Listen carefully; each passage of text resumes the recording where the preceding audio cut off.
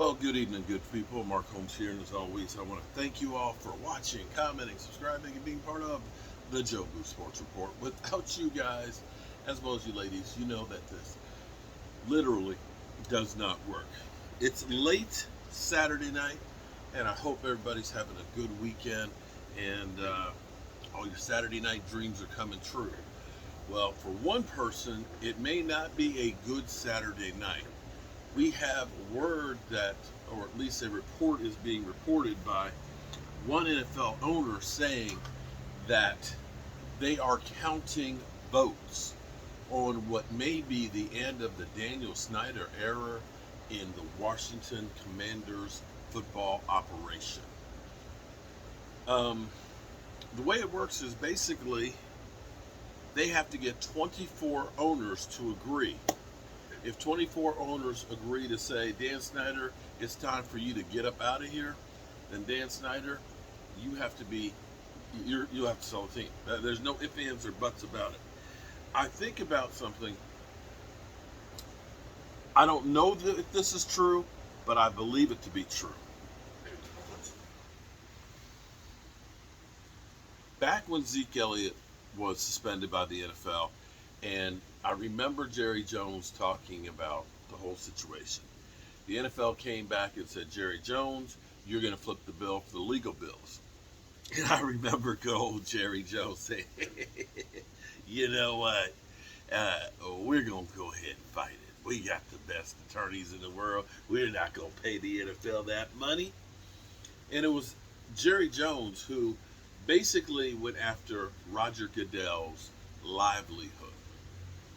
He was like, you know what? Let's pump the brakes a little bit here before we go ahead and we get that next contract for Roger Goodell. We might want to have somebody like Bill Polian or somebody like that to be the NFL commissioner, a puppet for Jerry Jones. What I believe happened was when Jerry Jones went to New York City with his attorneys.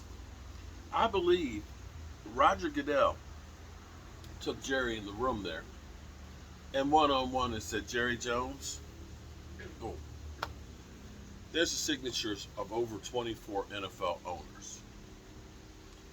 I can take your team. You may not want to sell it, but I can take your team. You are going to pay the fine, and you are going to be a solid citizen. And that's it. That's what I believe happened. Because Jerry Jones don't back down from a fight. Because Jerry Jones, after he went to New York, he came out, we're going to pay the fine. And you never heard a word else about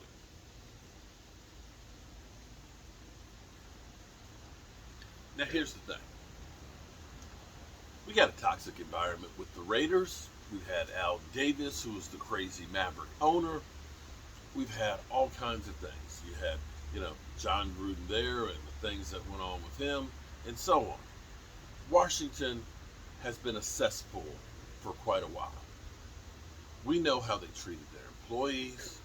We know how they treated the cheerleaders. There's, Boobygate and everything else that's out there. There's instances of where they took the cheerleaders out of the country and held their passports hostage and had them do some things to try and help sell tickets.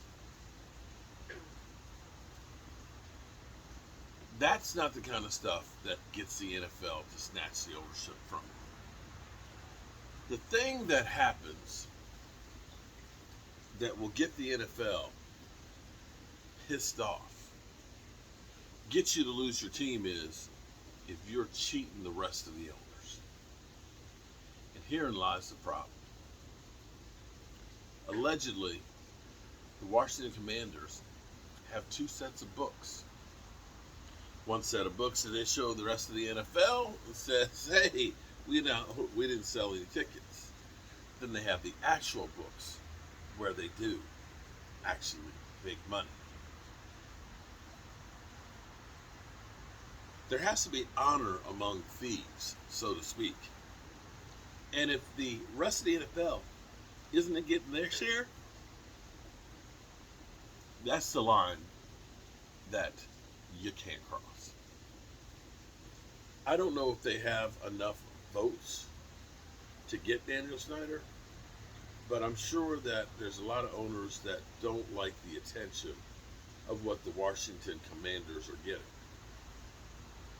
But maybe there's hope for you fans out there. If Dan Snyder is forced to sell the Washington Commanders and somebody else buys the team, maybe they'll change the name. Something a little better than Washington Commanders away.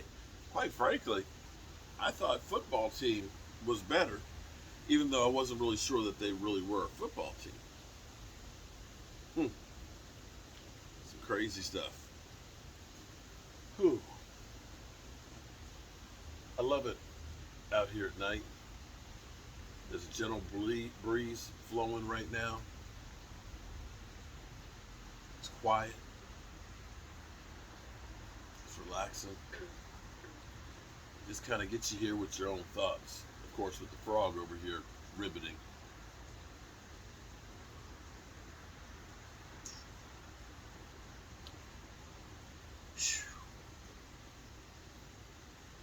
Makes me realize that you got to count your blessings.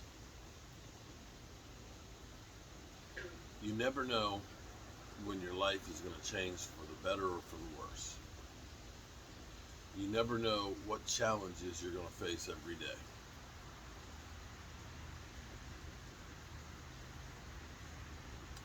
I always say, make sure you tell somebody you love that you love them.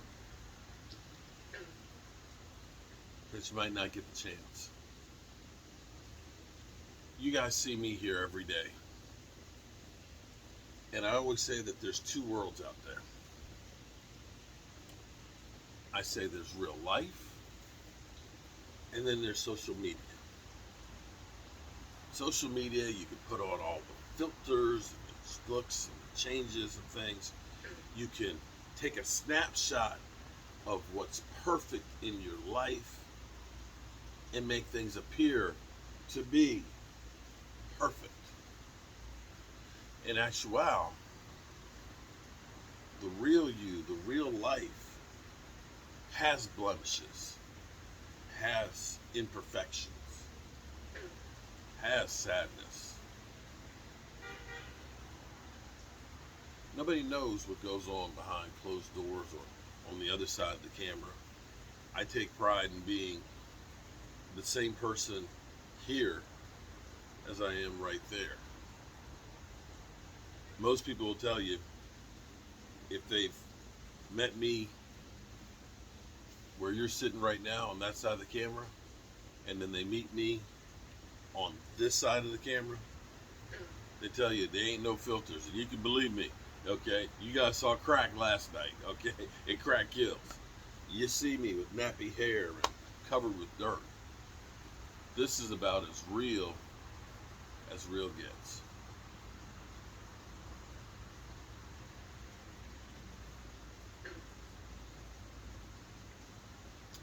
There's a lot of sadness in the world. There's a lot of pain.